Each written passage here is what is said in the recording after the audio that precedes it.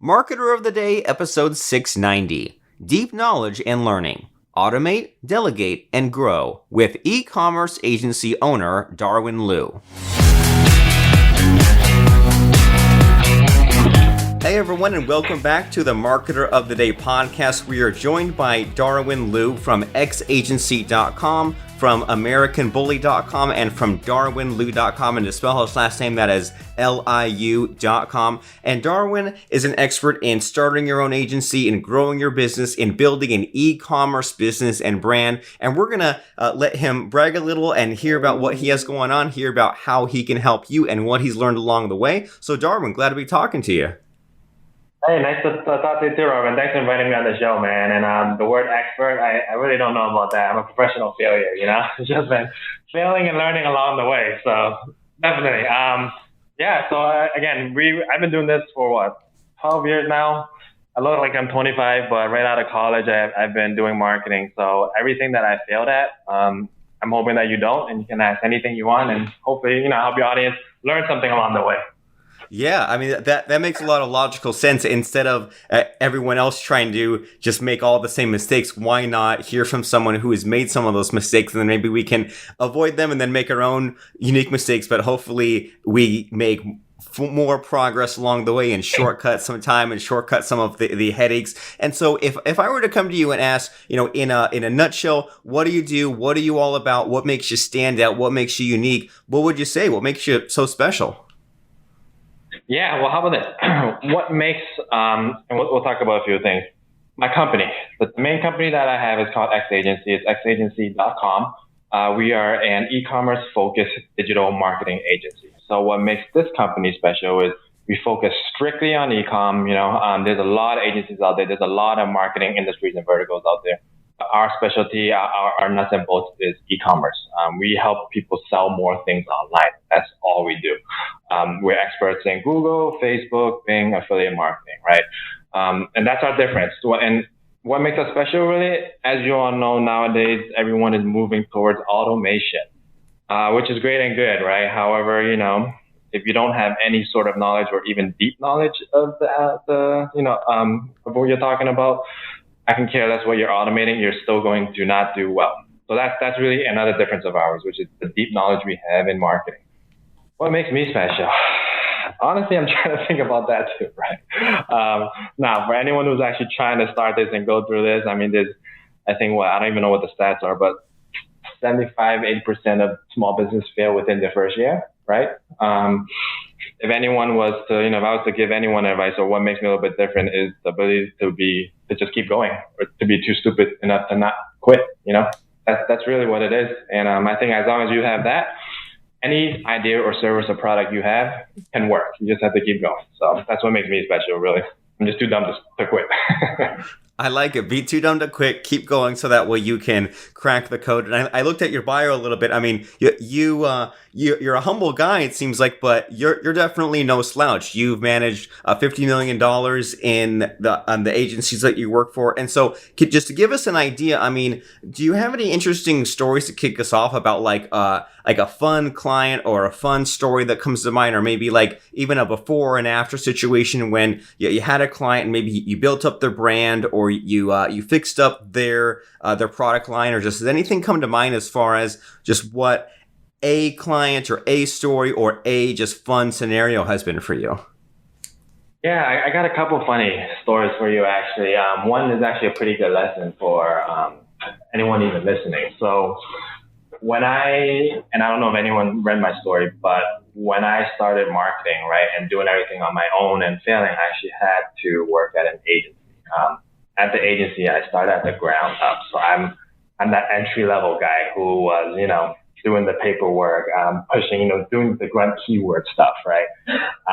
What ended up happening is they brought me on to a client meeting, and me being entry level and not knowing any sort of etiquette, we're at a dinner, and everyone's ordering their food, and I order like 3 dinners at the same place, and it's a pretty expensive restaurant, And when we got back to the office, I got reprimanded, right? Like, about me not having I don't even know what the word is anymore, but any sort of business etiquette or yada, yada, yada. But that in itself it was a great story for our clients. And then they sort of really picked up on me, right? So now right after that, they did start emailing me. And even during our emails and our calls, I wasn't the normal corporate, let me read you your numbers and how great you did. I was more of a, hey, let's talk about how stupid I was at the dinner. Let's joke. Let's do this. Let's do that. So I had a personality, right? And what ended up happening from that really, and that client was Foot Locker. We managed the entire Foot Locker, East Bay Lady Foot Locker brand. And it was a huge company. But we became friends. I mean, I built a great relationship and great rapport from that. So the lesson here really is, to actually connect with your clients, actually be their friends. And even at this own agency, that's what I strive for, to not be so corporate, to not be so business-like, but to actually have some personality, do something stupid, do something crazy, go against what is supposed to be done. And it ends up better that way. So that was really it. During that time it was kind of funny, but now it's something that we always do. Yeah, and that's a cool life lesson, right? That we all make mistakes, and it's better to make mistakes but be a real person than to play it safe all the time and to try to be too careful, because that is going to lead you to regretting the things that you hadn't done. And we all have some strengths and weaknesses, and maybe we can turn some of those weaknesses into strengths, and it might even be a funny story. And so you have this e-commerce agency, and so would you say that is there something that a lot of like e-commerce brands are missing? Like, is there something where when you get a client, you tend to like do a lot of this thing again and again when just you bring someone on board? Yeah, let me sort of explain it, and this goes back to what I was trying to say earlier. So just to give a little bit of background, the companies or clients that we work with are mid to price. What that means is they spend anywhere from $2 million to $100 million a year on advertising, right? However, everything that I talk about will apply to sort of any sort of e-commerce company out there that's doing some sort of advertising. When we take over accounts, we usually take it over from old agencies, and it's always the same mistakes over and over again. And let me sort of explain what those are. It's like building a house. If the foundation is screwed up, I can care less how good you make it look, how great your kitchen is. Your foundation is messed up, the whole thing's gonna go. It's not a good house, right?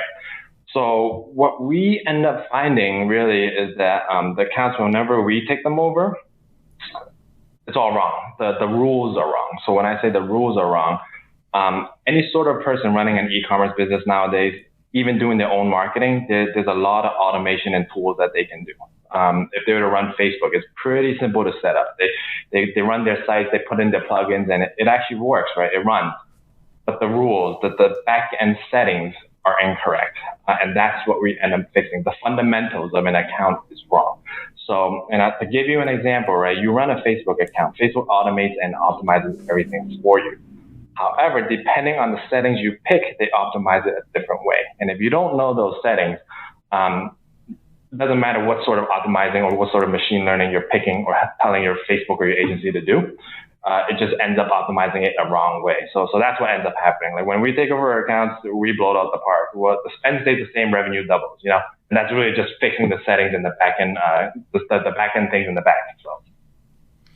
And that's a really good point, that it's sometimes easy to make that kind of mistake early on, set the wrong settings, and then you're trying and you're like pushed against a brick wall, right? You're doing all these extra things, pouring in all this extra ad money, trying all these different techniques, but then whoops, when you set up the ad, you just totally set up the wrong thing in there. And so you mentioned a couple of times here that you really specialize and you have fun with the automation. So as far as like the automation goes, is there anything that comes to mind as far as just like something that's really like interesting and maybe outside the box that we all could kind of get any fun ideas from as far as the automation of this, of like the advertising and the e-commerce, that kind of fun stuff?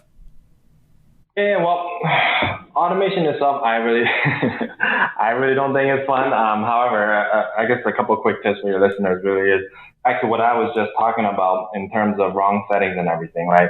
I'm assuming that if your listeners are marketers, they probably run Facebook accounts. When you run a Facebook account for your own business or for your clients, the default setting is lowest cost. You're telling Facebook to optimize for lowest cost.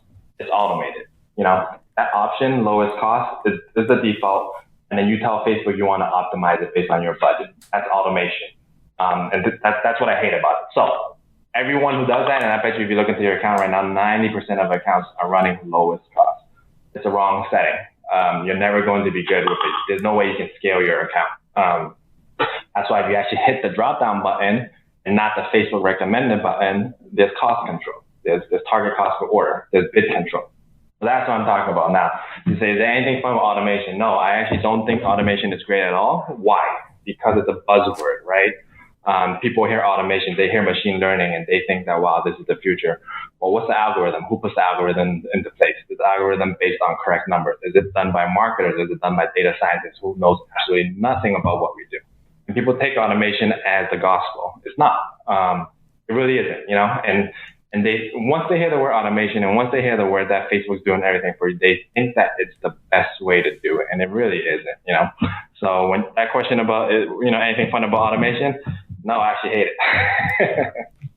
Okay, fair enough. And it's also interesting too, because like what you think of as automation and what I heard as automation are maybe sometimes different things, right? Because like when someone comes to me and talks about e-commerce automation, I'm thinking about things like the order fulfillment, right? Like the order comes in and then things get shipped out, or it sends a zap over to some CRM system and then some worker goes to record a thank you video, things like that. So that's an interesting idea right there, is that sometimes we might be speaking the same words and language, but then we have totally different ideas about what they are, right? I agree, Rick. No, oh my God. No, you're absolutely right. I'm always in a marketing mindset, but yes, especially, yes, you're correct. I actually do love automation. Business, in terms of business and e-com, I think automation is absolutely amazing. It's been making everything so much more efficient, especially for our clients, and not having them lose orders, and helping us being able to actually, track where our orders go and where they come from. And we can actually measure things like gross margin value now, because of automation. So yeah, that aspect I 100% agree on. Even on the business side of things, and making things easier for us in terms of even something like Calendly, where we can schedule things and have them hit our emails and have our emails automatically go out, right? Like that's great. And my point goes across, I guess, any industry or thing that we talk about. Automation is great, but only if you understand what it's automating. You have a lot of people who are coming into the industry now who just knows that, okay, it happened, but how does it actually happen, right? And if you miss that point, you really don't know how the whole thing works. And that's the problem with it, So, the way how an order can get processed, hit the warehouse, and have everything hit us on the marketer side, and have everything hit their CRM system, and have the above people know where to send it, that's automation, right? But the new people who come in and who don't understand that process, they're missing something. And they don't truly understand the business. And what ends up happening is, again, they don't become experts. They just push some buttons, and when things break, like they go, "What the hell's going on?" So that's what I hate about it. Yeah, and you raise an interesting point, is that, and I've been hearing this I've been hearing it more recently, is the need for like business owners to like learn things, not to implement, just to understand, right? Because it's tempting for someone to say, "Oh, just hire an agency to do this, do my ads, do my e-com," but then sometimes you don't know the right question to ask, or sometimes you're not able to express what it is that you want. So I've been hearing more of this, of people recommending that, they get educated, right? They get educated about their e-commerce software. They get educated about the Facebook ads, not to do it themselves, but that way they know what to ask for when they hire that, like an agency like yours. So, I mean, what are your thoughts on that? Because it seems like there's definitely a sweet spot, right? You can't be totally ignorant, but then there's also the danger of going the other extreme and then knowing too much for your own good. So, I mean, what do you think about that? About like how much should people know about e-commerce and Facebook in order to get the help they need from an agency like yours? I guess that comes down to the word of resources, right? Do you have more time or do you have more money? Right. For people starting out, for solopreneurs or for people just starting their companies, I would say that is probably what you should learn while you're learning everything else about owning your businesses, taxes, lawyers, yada yada yada. Just because you have the time, you don't have the money. However, if you actually have the money and you don't have the time, you're supposed to delegate and hire people internally who can manage these agencies. Because again, you don't have the time to learn every single thing. I would take a broad education on it, but yeah, you need to run your business. You need to grow your business. So, it all depends on where you're at in the stage of your company. And to summarize, if you have no money, learn anything you can. But if you have money, hire someone smart, and that's actually kind of hard to do too, right? Because you wouldn't know what smart is. But I think if you're talking enough or interview enough people, you'll figure it out. So. Yeah, it's like there's like a trial and error to it, right? Like sometimes you try one person out, and then if they're good, you ramp them up, but then you might have to just swap them out for someone else. And so yeah, I like that thought process. That it's almost like time is the opposite thing of money, right? Either if you're low on money, then you have more time. If you're low on time, then you have more money, and then you delegate, try people out. But I also like how you said that. Well, you might get that broad education, right? So it's not just zero education. It's just how deep do you want to go? But it seems like people need to at least know some of these things, right? Agreed. Yeah, you have to at least have some sort of knowledge. I mean, when people tell you numbers, you need to be able to associate it with how it's working with your business, right? So you don't need to know every single thing. You shouldn't actually. As a business owner that's actually running a successful company, you shouldn't need to have to get down to the nitty gritty and figure out what a freaking, lookalike audience is. That's not your job. Your job is to run the numbers. So making sure that your company is functioning fine. And I think that back to your point, right? That is something that a lot of business owners end up, pigeonholing themselves into, which is actually getting into the nitty gritty instead of figuring how to actually grow their sales, grow their company. So, yeah. Yeah, I mean, all the stuff that maybe is awkward that people might not like to do, of like, getting out there, making connections, things like that, being the face, the figurehead, and then not always hiding behind the computer doing the technical stuff. That's what these Facebook ad people, and that's what people like your agency would prefer to do, right?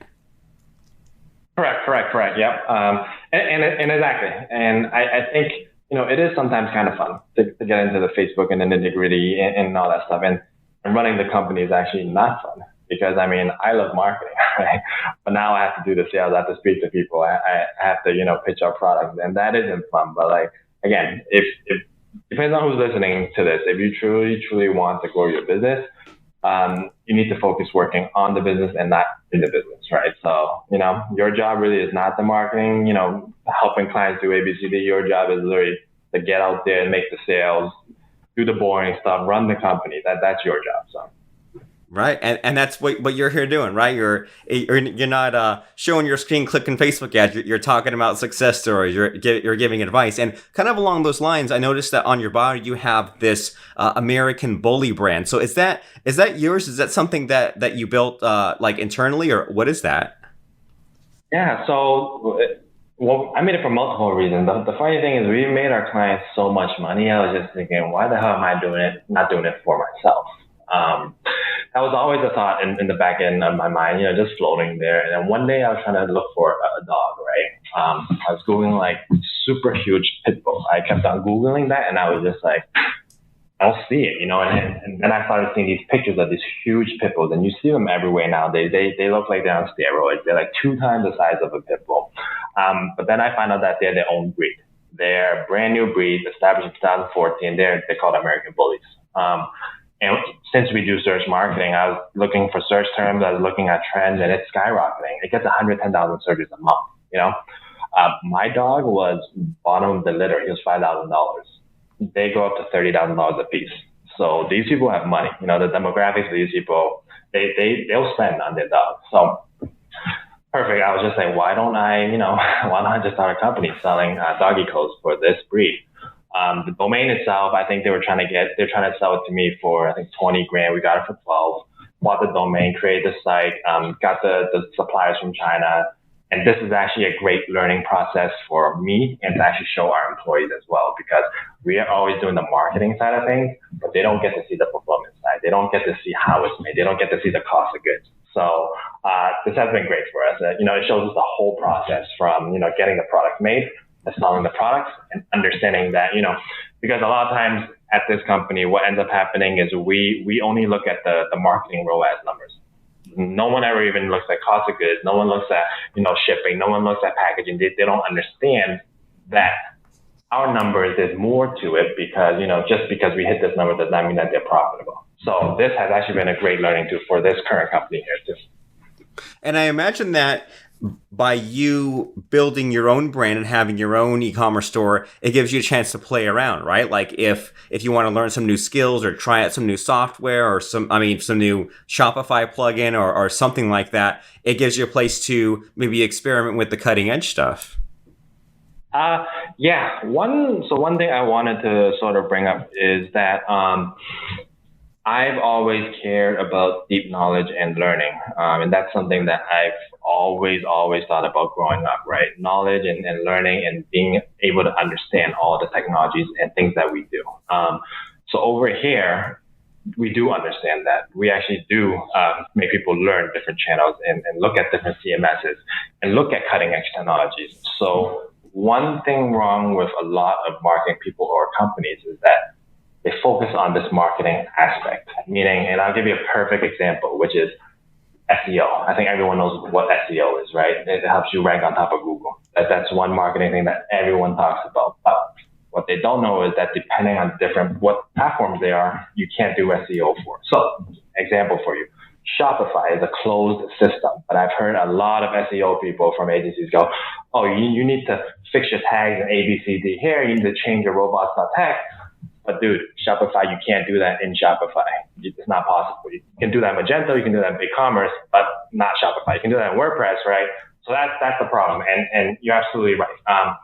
It allows us to actually be in the back end and figure out cutting edge technology. However, for our company, I make sure that our clients give us access to all their platforms. So we are in there poking around, taking a look, seeing what the new plugins are, seeing the differences between, say, WordPress WooCommerce versus Shopify or versus BigCommerce versus Magento, right? So that is something that we do care about, and you're absolutely correct, yeah. Cool. All right. So, and that's a really good point that you make there about how important it is for us entrepreneurs to have some amount of deep knowledge. And it might not be like you said, it might not be the nitty gritty, but there's some amount of like, we always need to be looking at like what the new books are, what the new trends are in whatever activity or path we're doing that's making the most money, and then also have that ability to kind of distill the information down and not get overwhelmed by all the details. So have like a lot of inflow of information and then kind of boil that down to the important stuff, right? What to delegate or what to focus on or what to do.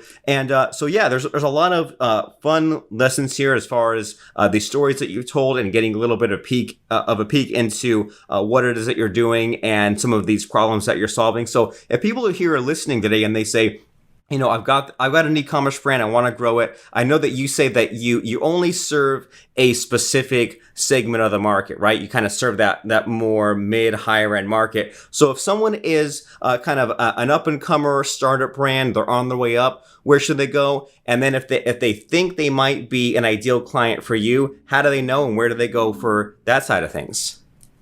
Yeah, so perfect. If you're an up-and-comer brand, and this tip works across any sort of category you do, and I promise you it'll work. Local micro-influencers, that's how you start. You don't have all the money in the world, but micro-influencers is the way to go, and I guarantee you. There's a bunch of tools out there that you can use. I'm not telling you, they're great to have, but again, there's tools where you can use Instagram to reach out to people, have it, auto respond to new people who join, to offer them a 10% discount code, right? There's affiliate, so there's quote influencer platforms you can use for very cheap that you can use as your own brand ambassador platform. Things like Reversion for Shopify, right? You set it up, you get your micro influencers to join, you give them 10% and have them just, promote your brand for free. That's really what you do. Free of charge, and that works perfectly for you. Again, you don't have all the money, but you have the time. Get a list of people, you scrape them, use the tools, scrape them through Instagram, reach out to every single one of them and get them to promote your product. Easiest way to go, and it's consistency. If you can consistently do this every single day, I can almost guarantee you your brand will grow, right?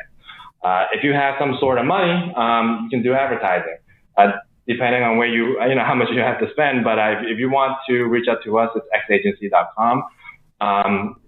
Or shoot me an email at darwin@xagency.com. We actually do have a wait list, unfortunately. Our current future clients are actually pushed back to January. So, if you actually need anything or even want some free advice, feel free to just reach out. Email again, darwin@xagency.com.